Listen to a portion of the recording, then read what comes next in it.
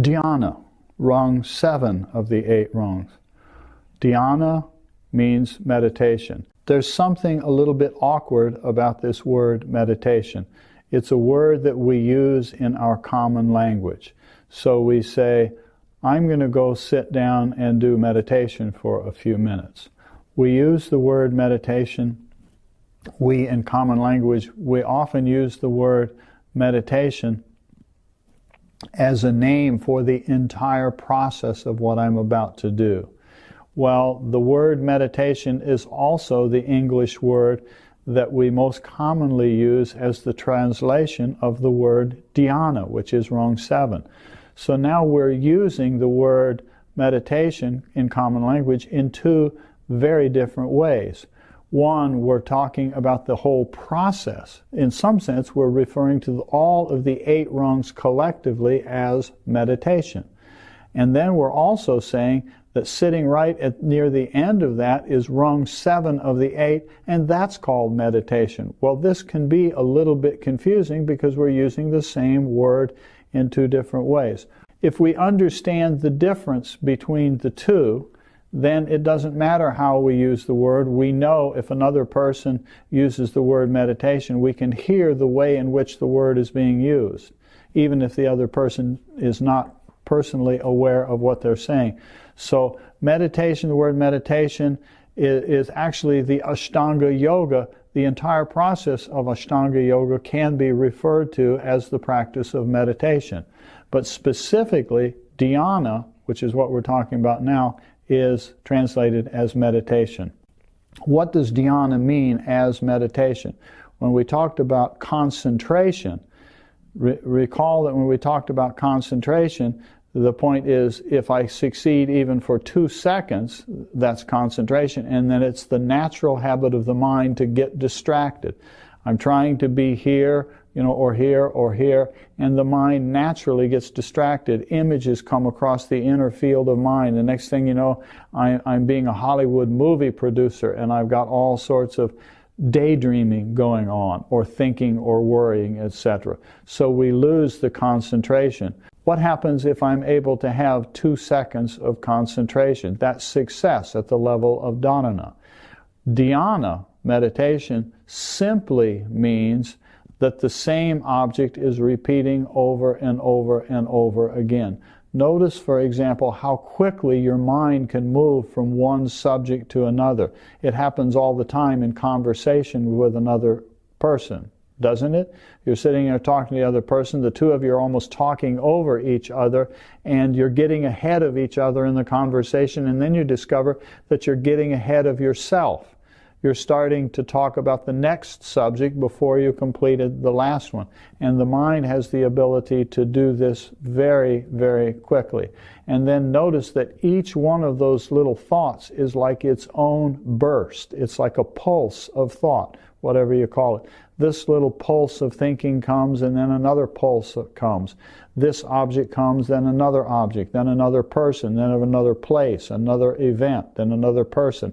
And it goes on and on. It keeps changing, changing, changing, changing.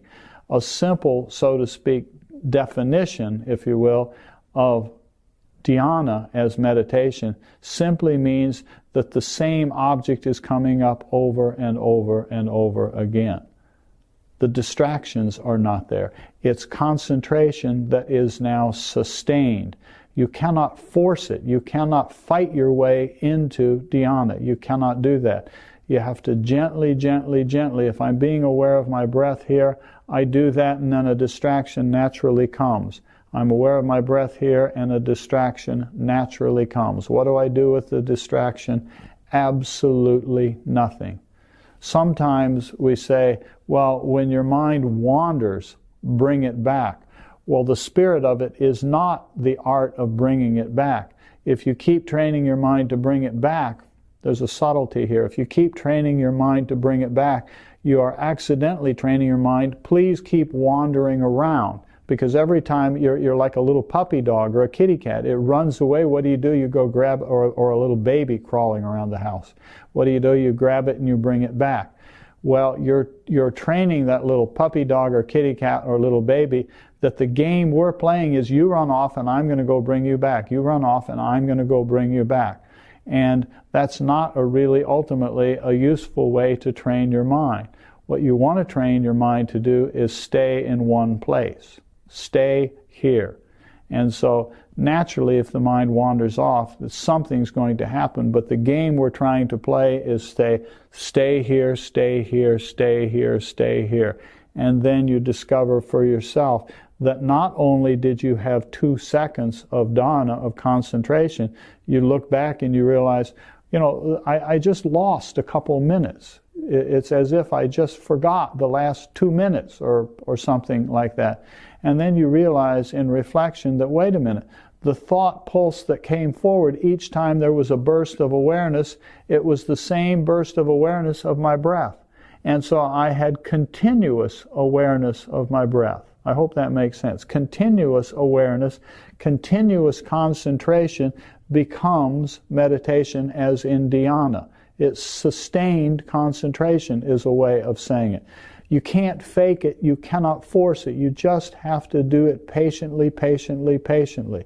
And remember, again, go back through and ponder about, listen again to the parts that we talked about, the way that the rungs work together, the way we live the yamas, we live and practice the niyamas, then there's asana, then pranayama, then pratyahara. And those work together, as we've already talked about. As those work together, the mind is then prepared to cultivate or practice the concentration part, and then the concentration will naturally turn into dhyana. It's not a separate event that you have to somehow figure out how to force that to happen. You say, okay, I understand dharana now, I understand concentration. Now what's the technique for doing meditation, dhyana? Well, there's not an answer to that, because all it is an extension of the concentration. With concentration, in the moment, for that 1 or 2 seconds that there is concentration, there is an observer doing a thing called observing. And there is something being observed. There is an observer observing the observed. That's what happens in concentration. And in concentration, when the distraction is there, there's an observer observing the distraction. Then there's an observer observing the breath. Then there's an observer observing another distraction. Then there's the observer observing a still different distraction. And then but we keep being aware of the breath. I don't have to fight to bring it back. I'm aware that the game that I'm playing right now is be aware of the breath. By feeling it, cognitive sense of touch, I can feel the air coming and going here. The sensation is as if it's right here. But there's tissue here. So obviously the breath is not literally coming in and out of this tissue here. It's coming in and out of the nostrils. But the experience is as if it's one breath, one flow, as if there's one nostril, though there's really 2. So over and over, observer is observing internally the feeling sensation of air in the nostrils, or awareness of the feeling in the heart or the eyebrow center, wherever it is. That's a different question. There's an observer observing the observed. With dhyana, what happens is that instead of it being observer observing breath, observer observing distraction, it is observer observing breath, observer observing breath, observer observing breath. And it just becomes sustained. And it's as one steady flow. And when that happens, gradually, slowly over time, you discover for yourself, not because I or anybody else says so, but you're experiencing it yourself, that when you start to succeed in doing that, and it turns into, the 2 seconds turns into, 20 seconds. There's no fixed time limit on these things, but it expands, and you look back and you realize that for some last period of time, all I was aware of was breath. And there was no distraction.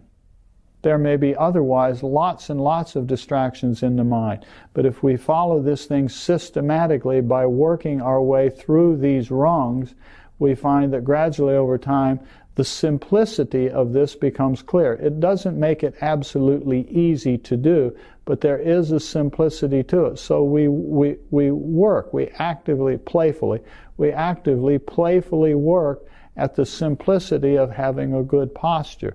If we have done Atta, remember now we are finally, Anushasanam, we are now actually finally prepared to do all of this stuff. If we have done that, that may have included a lot of activities in life, may have included a lot of Hatha Yoga, postural yoga classes as preparation. But now when we're actually ready to move into the 8 rungs and systematically move inward, it becomes easier to do. The posture, the sitting posture that is steady and comfortable, becomes relatively easy to do.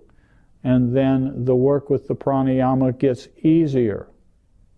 And the pratyahara happens and the concentration happens, and now we have moments of experience where all there is me as observer observing the feeling of the breath in the nostrils. And this is what meditation is about.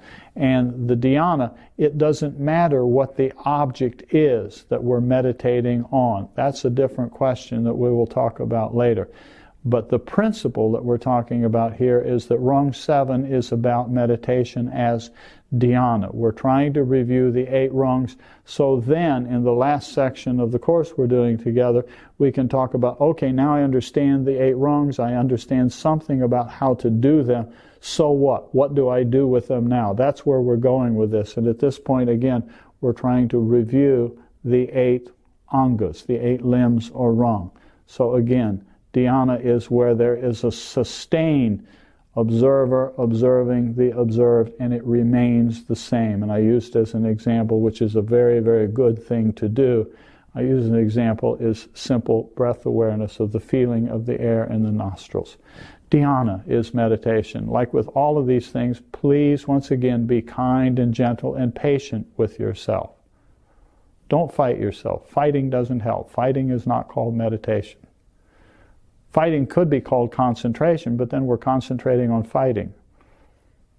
And many of us have learned how to do that. We know how to concentrate on silly stuff going on in our mind.